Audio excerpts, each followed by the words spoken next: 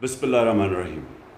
इय्याका नअबुदु व इय्याका नस्तईन। मेरे पाकिस्तानियों, मैं आज आपसे जो बातचीत करना चाहता हूँ वो जो मज़ीद तेल की और डीज़ल की कीमतें जो महंगी हुई हैं, जो पेट्रोल की कीमतें, उसके ऊपर बात करना चाहता हूँ और फिर अपना लाएमल देना चाहता हूँ कि हमें बहैसियत कौम हमें क्या करना चाहिए।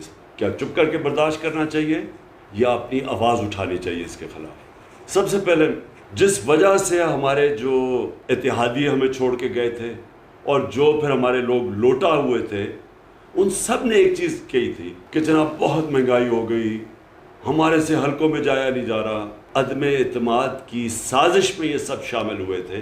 तो सब ने एक ही बात की थी जिन्होंने हमें छोड़ा था। हमारे मुखालिफ ने भी यही बात की थी। आप इनकी स्टेटमेंट्स पढ़ लें, सब एक ही बात कर रहे थे कि बहुत महंगाई हो गई, मुल्क तबाह हो गया, इस नाअहल हुकूमत को गिराना चाहिए। वो मीडिया के लोग जो इनकी सारी पुश्त पे खड़े थे, सारों ने एक ही बात की, महंगाई। तो आज मैं अपनी कौम के सामने हकायक रखना चाहता हूँ। आम तौर पे जब भी हुकूमतें जाती हैं इस मुल्क में, और ये दो दफ़ा हुकूमतें निकाली गई 90 की दिहाई में, पीपल्स पार्टी और नून लीग हमेशा करप्शन पे गई है। मैं चैलेंज करता हूँ कि कोई बताए इमरान खान ने करप्शन किया। जब हम गए थे तो पेट्रोल था 150 रुपये लीटर। हमारे 3.5 सालों में जो पेट्रोल बढ़ा था वो 50 रुपये लीटर बढ़ा था। हमारे ज़माने में भी आलमी महंगाई थी, तेल की कीमत आसमानों पे थी। हमें भी IMF कह रही थी कि आप ये सब्सिडी उठाएं पेट्रोल और डीजल पे। हमने 200 रुपये की सब्सिडी दी थी पेट्रोल पे और डीजल पे, सिर्फ इसलिए कि हमने अपने लोगों को बचाना था ये जो बढ़ती हुई महंगाई है। तो हमने इसलिए सब्सिडी दी थी, हमें पता था कि इसका सबसे ज़्यादा जो तकलीफ़ होती है वो आम आदमी को होती है। IMF हमें कह रहा था महंगा करो, हमने 10 रुपये कम किया इस दोनों की, डीजल और पेट्रोल की कीमत। तो हमारे दौर में 150 रुपये लीटर था पेट्रोल, आज है 235 रुपये लीटर। डीजल हमारे ज़माने में 145 रुपये लीटर था, इन्होंने 115 रुपये लीटर डीजल की कीमत बढ़ाई, आज 260 रुपये लीटर है। तो इसका मतलब कि सारी ट्रांसपोर्ट महंगी। अब ये डीजल सबसे ज़्यादा मुतासर करेगा किसान को। फिर बिजली हम छोड़ के गए थे 16 रुपये यूनिट, आज बिजली है 29.5 रुपये यूनिट। और अभी खुद इन्होंने कहा है कि ये अभी मज़ीद और बढ़ेगी। जो आम आदमी के लिए सबसे अहम चीज़ होती है आटा, हम छोड़ के गए थे 20 kg का बैग 1100 पे, आज वो पहुंच गया 1500 पे। फिर घी, ये भी एक बुनियादी चीज़ है जो आम आदमी इस्तेमाल करता है और उसके लिए बड़ा, उसका सारा जो भी बजट है उसका वो इफेक्ट होता है। 400 kg पे हम घी छोड़ के गए थे, तो आज वो पहुंच गया 650 रुपये kg। जो डॉलर था हमारे वक्त पे 178 रुपये का था, क्योंकि हमारा जो बैरूनी खसारा था वो हमने तीसरे साल बिल्कुल कम कर दिया था। ये छोड़ के गए थे तकरीबन 20 अरब डॉलर, कभी इतना बड़ा खसारा पाकिस्तान में नहीं हुआ।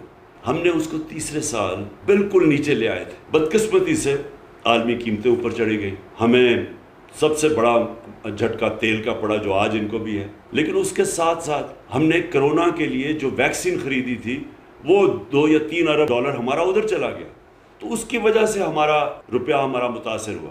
तो उसके बावजूद 178 रुपये का डॉलर था, आज डॉलर पहुंच गया है 208 रुपये पे। 30 रुपये डॉलर महंगा हुआ है। अब इसके जो असरात हैं, जब रुपया गिरता है, जब डॉलर महंगा होता है और डॉलर में चीज़ें खरीदते हैं, तो ये भी तेल और महंगा होगा। इसका मतलब डीजल, पेट्रोल, बिजली, ये सब और महंगी होंगी। ये जब साजिश हुई थी तो आपको ये समझ आनी चाहिए, मैं अपनी कौम को कहना चाहता हूँ कि हमें तो नाहल कह रहे थे, लेकिन जो पाकिस्तान इकोनॉमिक सर्वे की जो रिपोर्ट है उसके मुताबिक ये पाकिस्तान के जो पिछले हमारे जो 2 साल थे, 5.6% पे हमारी इकॉनमी की दौलत में इजाफा हुआ था। इस साल जब हमें हटाया गया 6% ग्रोथ रेट थी पाकिस्तान की।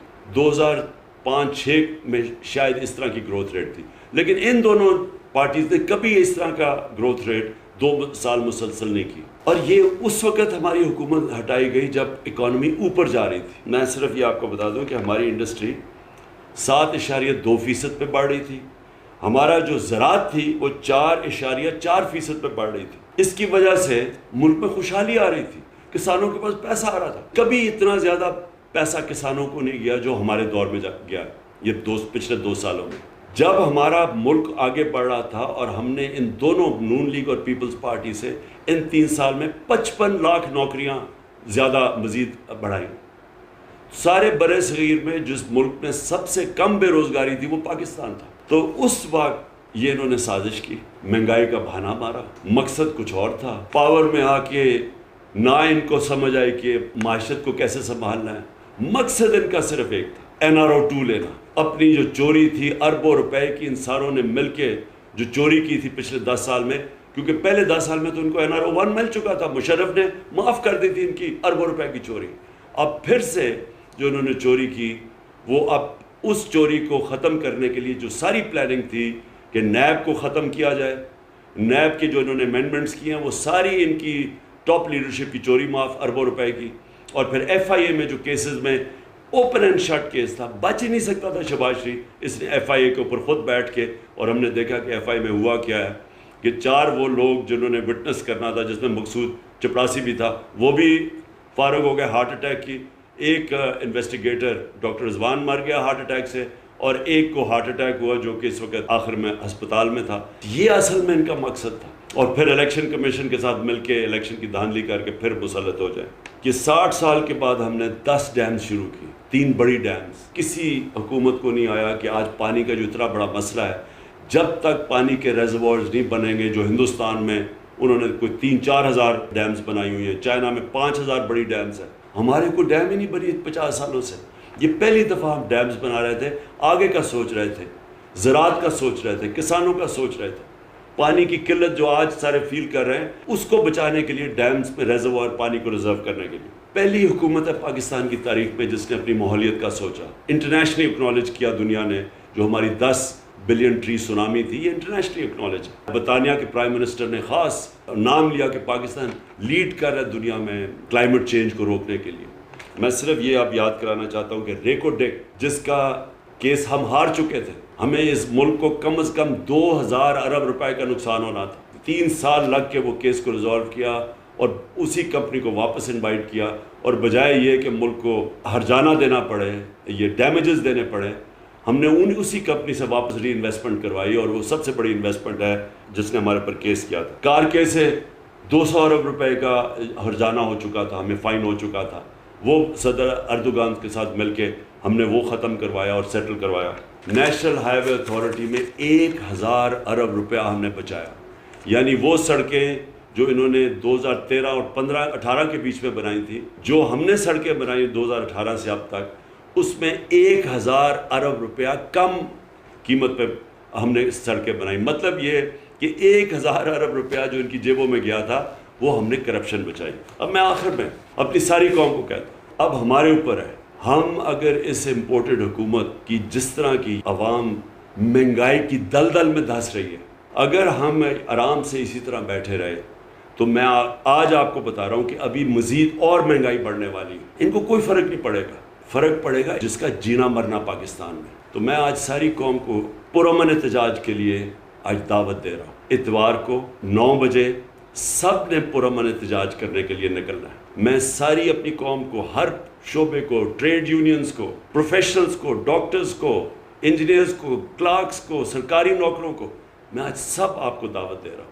اور میں انشاءاللہ اسکرین کے ذریعے, ویڈیو کے ذریعے میں 10 بجے آپ سب سے بات کروں گا. میں یہ چاہتا ہوں کہ ایک پیغام جائے ان لوگوں کہ اگر آپ سنبھال نہیں سکتے تھے اس ملک کو تو کیوں اتنی سازش کی. اگر آج آپ کہہ رہے ہیں کہ چیز بارودی سرنگیں بنا دی گئی ہیں, تو کیا آپ کو ضرورت تھی کہ ایک ملک جو صحیح طرف لگا ہوا تھا اس کو کیوں آپ نے ڈیریل کیا, صرف اس لیے کہ اپنی چوری بچانے کے لیے. اور آج آپ ہمیں کہہ رہے ہیں کہ جی ہم کیا کریں, جی یہ تو بڑا انٹرنیشنلی قیمتیں اوپر پڑ گئی ہیں, عالمی بحران ہے. آج آپ کو یہ یاد آیا. میں سوال ان سے پوچھتا ہوں کہ جو آج آپ نے مہنگائی کی ہے, یہ سارے ملک کی تاریخ میں ہی ایسی مہنگائی نہیں ہوئی, تو صرف اور صرف اپنے پیسے بچانے کے لیے آپ آئے تھے. میں تو بلکہ پولیٹیکل پارٹیز کو دعوت دے رہا ہوں, میں تو عام اپنی خواتین کو جو آپ گھر میں دیکھ رہی ہیں قیمتیں بڑھتے ہوئے, میں آپ سب کو دعوت دے رہا ہوں. پرامن احتجاج کرنا ہمارا حق ہے, یہ ہمارا جمہوری حق ہے, یہ ہمارا آئین ہمیں حق دیتا ہے, اور ہم نے ہمیشہ پرامن احتجاج کیا ہے. اور انشاءاللہ اتوار کو آپ سب نے نکلنا ہے, اور میں انشاءاللہ اتوار کو رات کے 10 بجے ویڈیو کے ذریعے آپ سب سے بات کروں گا. پاکستان پائندہ باد.